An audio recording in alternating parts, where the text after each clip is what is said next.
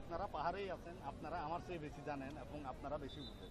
এই বছর শুরু হয়েছে, আমরা মনে করি, আমরা সবাই মিলে মনে করি যে এটা হওয়া দরকার। কাউকে ধর্মীয়ভাবে, সামাজিকভাবে এবং অন্য কোনোভাবে ইয়ে করা ঠিক না। বঞ্চিত ওয়ার্ডটা ঠিক ভালো হচ্ছে না, তারপরেও বলি যে মানে এখানে সবাইয়ের অংশগ্রহণ করা দরকার এবং আমাদের সম্প্রীতি থাকা দরকার। এটা হচ্ছে আসল, সম্প্রীতির বাইরে কোনো কিছু নাই।